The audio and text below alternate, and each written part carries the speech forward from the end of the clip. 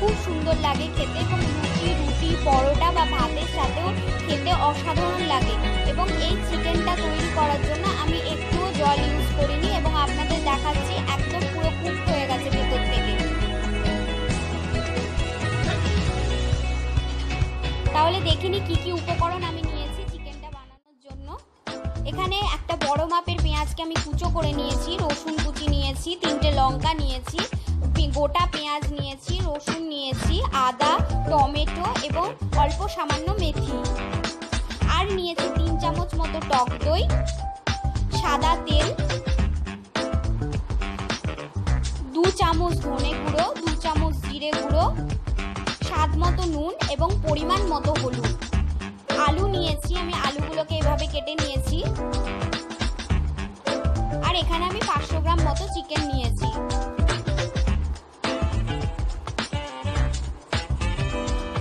এবার যে গোটা জিনিসগুলো নিয়েছিলাম এগুলোকে আমি মিক্সিতে পেস্ট করে নেব।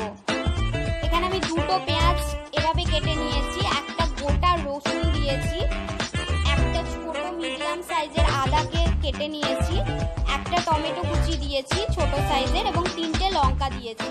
এবার মিক্সিতে এটাকে ঘুরিয়ে নেব।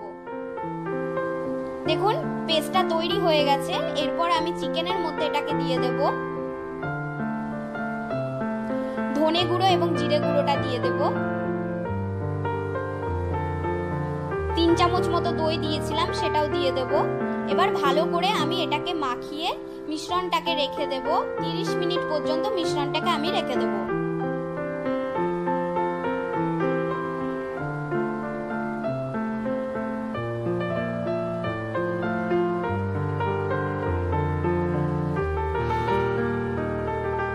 এবার কড়াইতে অল্প সামান্য তেল দিয়ে আমি আলুগুলোকে অল্প একটু লাল লাল করে ভেজে নেব।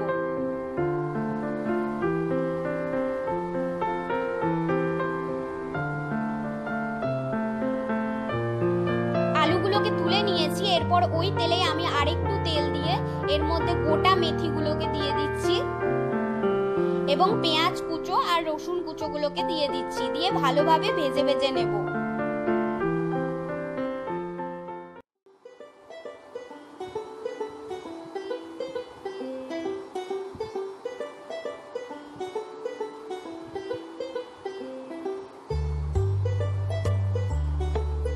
একটু লাল লাল করে ভাজা হয়ে গেছে। এর মধ্যে আমি চিকেনটাকে দিয়ে দেব এবং ভালো করে নাড়িয়ে নেব।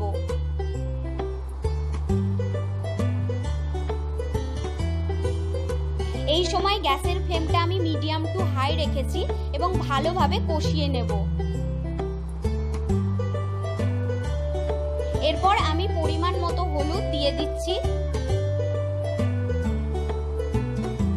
দিয়ে আবার ভালোভাবে নাড়িয়ে নিচ্ছি। এই চিকেনটা কিন্তু কষিয়ে কষিয়ে রান্না করতে হবে, মানে যত কষানো হবে তত চিকেনের রংটা আসবে, মানে মশলার যে রংটা সেটা আসবে।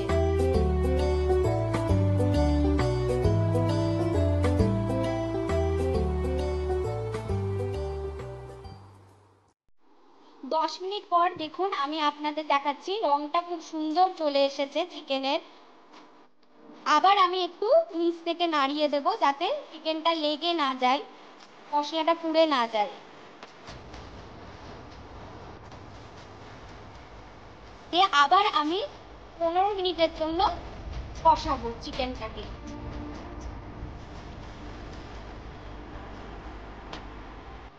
চিকেনটা দেখুন কুক হয়ে গেছে। এরপর আমি আলুগুলোকে দিয়ে দেব। আলুগুলোকে দিয়ে ভালোভাবে নাড়িয়ে নিচ্ছি।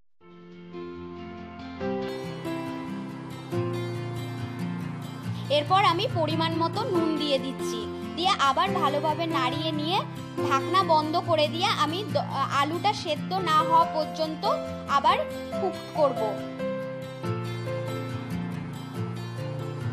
যারা আমার চ্যানেলটিকে সাবস্ক্রাইব করেছেন তাদেরকে অসংখ্য ধন্যবাদ, কিন্তু যারা করেননি তারা প্লিজ আমার চ্যানেলটিকে সাবস্ক্রাইব করবেন। এই রেসিপিটি ভালো লাগলে কমেন্ট করবেন, লাইক করবেন, শেয়ার করবেন বন্ধুদের সাথে। দেখুন চিকেনটা একদম কুক হয়ে গেছে এবং আলুগুলো আমার সেদ্ধ হয়ে গেছে। এরপর আমি ধনেপাতা নামানোর আগে আগে ধনেপাতা দিয়ে দিচ্ছি।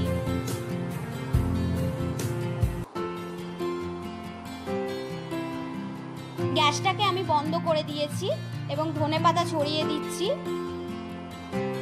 ব্যাস রেডি আমার মেথি দই চিকেন।